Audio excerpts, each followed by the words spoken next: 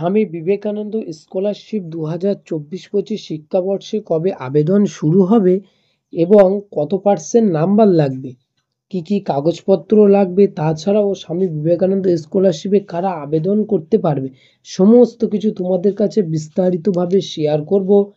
কাজেই স্কিপ না করে পুরো ভিডিওটি দেখার অনুরোধ রইল। আর এই চ্যানেলে নতুন হয়ে থাকলে দয়া করে সাবস্ক্রাইব করবে। তো চলো মূল বিষয়ে আলোচনা করা যাক। রাজ্য সরকারের একটি জনপ্রিয় স্কলারশিপের মধ্যে অন্যতম স্কলারশিপ স্বামী বিবেকানন্দ স্কলারশিপ। তোমরা ইতিমধ্যে সবাই কম বেশি জানো। এই স্কলারশিপে আবেদন করতে পারবে শুধুমাত্র তোমরা যারা মাধ্যমিক, উচ্চ মাধ্যমিক এবং কলেজ পাশ করেছো।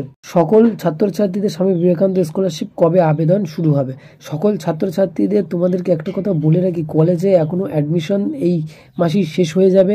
যেহেতু এই মাসে শেষ হয়ে গেলে হয়তো তোমাদের সামনের মাসে অবশ্যই তোমাদের স্বামী বিবেকানন্দ স্কলারশিপের পোর্টাল হয়তো ফিল আপ স্টার্ট হবে। তবে সেক্ষেত্রে তোমাদেরকে বলে রাখি, তোমরা দয়া করে আর কিছুদিন অপেক্ষা করো। আশা করি কিছুদিনের মধ্যে এই মাস, অর্থাৎ এই মাস শেষ হলে ওই মাসে হয়তো তোমরা অবশ্যই আবেদন করার পোর্টাল ওপেন হবে। ঐক্যশ্রী পোর্টাল থেকে ইতিমধ্যে আবেদন 2024-25 শিক্ষাবর্ষে আবেদন চলছে। যারা মাইনরিটি আছো তোমাদের ক্ষেত্রে, শুধুমাত্র মাইনরিটি ওবিসি ক্যান্ডিডেটের ক্ষেত্রে স্বামী বিবেকানন্দ স্কলারশিপ ঐক্যশ্রী পোর্টাল থেকে আবেদন প্রক্রিয়া চলছে।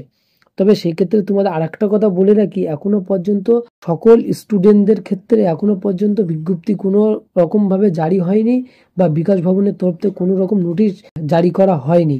কত পার্সেন্ট নাম্বার লাগবে স্বামী বিবেকানন্দ স্কলারশিপে আবেদন করার জন্য?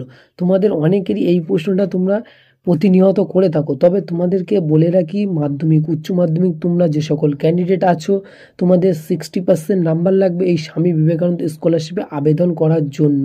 কি কাগজপত্র লাগবে বা কি কি ডকুমেন্ট লাগবে চলো তোমাদের কাছে শেয়ার করি। মাধ্যমিক পরীক্ষার মার্কশিট, লাস্ট কোয়ালিফিকেশন মার্কশিট, অর্থাৎ মাধ্যমিক পাস করে থাকলে মাধ্যমিক, উচ্চ মাধ্যমিক বা কলেজ পাস করে থাকলে লাস্ট কোয়ালিফিকেশন মার্কশিট, এবং ভর্তির রসিদ, ইনকাম সার্টিফিকেট অর্থাৎ পারিবারিক আয় শতাংশ বা সংশয়পত্র, পরিবারের আয়ের সংশয়পত্র অর্থাৎ ইনকাম সার্টিফিকেট, আধার কার্ড, ব্যাংকের পাসবুক জেরক্স। সর্বশেষ যে বিকাশ ভবন আপডেট দিয়েছে তোমাদের কাছে শেয়ার করলাম। ভিডিও যদি একটু ভালো লেগে থাকে দয়া করে সাবস্ক্রাইব করবে। আবার নতুন কোনো ভিডিওই দেখা হবে, ততক্ষণ সবাই ভালো থাকবেন।